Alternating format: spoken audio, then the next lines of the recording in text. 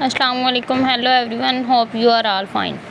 Today our lecture is numerical solution of ordinary differential equation. Computational physics का हमारा lecture है। इसमें हमने न्यूमेरिकल इसके कुछ करेंगे और कुछ हम इसकी थ्योरी में देख लेते हैं कि हमने क्या लिखना है। Numerical solution of ordinary differential equation. If X is a function of real variable T and F is a function of both X and T then equation.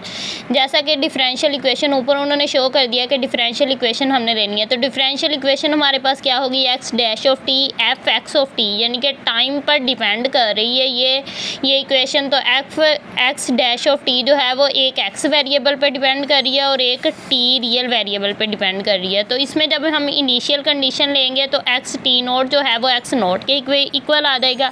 जब हम इसको सिंप्लीफाइड नोटेशन करेंगे वो will frequently omit the independent variable when referring to x of t and write simply. तो हम जब इसको simply तौर पर राइट करेंगे यानी कि ये वाला जो है एक्स ऑफ टी जो है वो हमारे पास एक्स के इक्वल आ जाएगा। जब हम इसको डेरिवेटिव फॉर्म में लिखेंगे क्योंकि एक्स डैश जो है वो हमारे पास डेरिवेटिव में है, तो d x is equal to f into x of t. ठीक है, नो जो हमारे पास एक्स ऑफ टी जो है वो डिपेंड करता है value g of t f into x of t. ठीक है, डी एक्स जो है वो हमारे पास किसके इक्वल आ जाएगा, जी ऑफ टी के।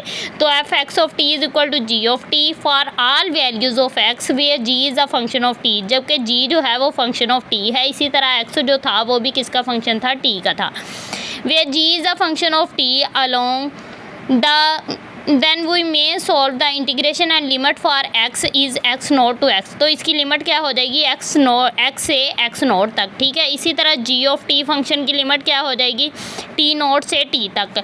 तो इस जो फंक्शन है इसकी हमने इंटीग्रेशन लेनी है और जब इंटीग्रेशन लेंगे तो हमारे पास लिमिट अप्लाई होगी। नेक्स्ट हम इसकी इंटीग्रेशन लेकर लिमिट अप्लाई करते हैं। नेक्स्ट देखें, पीछे जो था वो हमारे पास फंक्शन आया था डी एक्स, उसकी क्या लिमिट थी, एक्स नोट से एक्स तक। इसी तरह जी ऑफ टी जो था उसकी लिमिट थी टी नोट से टी डी टी। तो जब हम डी एक्स है उसकी इंटीग्रेशन करेंगे तो एक्स फंक्शन आ जाएगा और लिमिट जो है एक्स नोट से एक्स तक। इसी तरह जी ऑफ टी जो है इसकी इंटीग्रेशन नहीं आएगी क्योंकि हमें यहाँ पर एज इट इज़ फंक्शन नहीं पता कि हमारे पास फंक्शन क्या है। ठीक है, तो इसकी जब हम लिमिट अप्लाई करेंगे एक्स माइनस एक्स नोट, अब एक्स जो है वो हमारे पास किसका वेरिएबल, टाइम पे डिपेंड कर रहा है, टी वेरिएबल है। तो x of T minus x naught T note. ठीक है, तो इसी तरह टी नोट से टी ये जी ऑफ टी। तो जब हम एक्स ऑफ टी निकालेंगे तो X naught T naught plus T naught से T G of T D T. तो ये हमारे पास numerical solution for ordinary differential equation थी। इसका हम एग्जांपल देख लेते हैं कि हमारे पास एक्स डैश जो है 4 sin 3t है।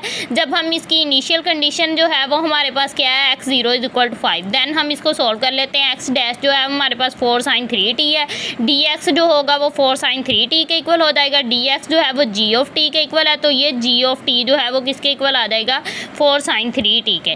ठीक है, तो ऐसे ही जब हमारे पास जो इनिशियल कंडीशन जो उन्होंने दी है एक्स ऑफ ज़ीरो जो है वो 5 के इक्वल है। जब हम ये फार्मूला यूज़ करेंगे, ये फार्मूला क्या है, X of T is equal to X naught T naught से T G of T D T. तो ये एक्स नोट जो है इनिशियल कंडीशन वो क्या है हमारे पास 5, एक्स ऑफ टी इंटू ये जी ऑफ टी जो है वो 4 sin 3t है, 4 sin 3t टी नोट से टी तक। जब हम नेक्स्ट इसकी इंटीग्रेशन करेंगे, ये देखें नेक्स्ट हमने उसकी इंटीग्रेशन कर ली 4 sin 3t की। तो 4 जो है वो हमारे पास क्या है, कांस्टेंट। 4 को बाहर निकाल लें, साइन की इंटीग्रेशन क्या हो जाएगी, माइनस कोस 3t/3। तो टी से टी नोट, जब -4/3 कोस 3t टी से टी नोट। जब हम इसकी नेक्स्ट लिमिट जो है वो टी जो है टी से टी नोट है, जबकि टी जो है वो हमारे पास एज इट इज़ फंक्शन है, जबकि टी नोट जो है अब जो हमारे पास टी लिमिट है वो हमारे पास क्या है, 0 से π/6 तक। ठीक है, तो 0 टी जो है वो 0 से π/6 तो हो गया, तो 0 से टी हम लिमिट ले सकते हैं, जबकि टी नोट जो है वो हमारे पास टी के इक्वल है। 0 से टी लिमिट लें, उसकी इंटीग्रेशन करें, 5 माइनस ये देखें 5 - 4/3 कोस 3t और कोस 0। जब हम इसकी लिमिट पुट करेंगे यहाँ पर तो 0 upper limit minus lower limit, इसी तरह कोस 3t -1 आ जाएगा, 5 - 4/3 कोस 3t प्लस इस 4/3 को अंदर मल्टीप्लाई किया तो पॉजिटिव 4/3 आ गया। अब ये 5 और 4 3 है, इन दोनों का एलसीएम लेके इसको सॉल्व किया, 19/3 - 4/3 कोस 3t। ये हमारे पास था numerical solution of ordinary differential equation, उसकी हमने एग्जांपल कर ली। अब numerical solution of ordinary differential equation के आगे हमारे पास मेथड है। एक हमारे पास है आइलर मेथड और दूसरा है हमारे पास रोंग-कोटा मेथड। उसको नेक्स्ट हम वीडियोज़ में देख लेंगे, आइलर मेथड क्या होता है, रोंग-कोटा मेथड क्या होता है। यहाँ तक आज का हमारा न्यूमेरिकल सॉल्यूशन डिफरेंशियल इक्वेशन ये लेक्चर ख़त्म हुआ। नेक्स्ट वीडियो में हम देखते हैं आइलर मेथड क्या होता है।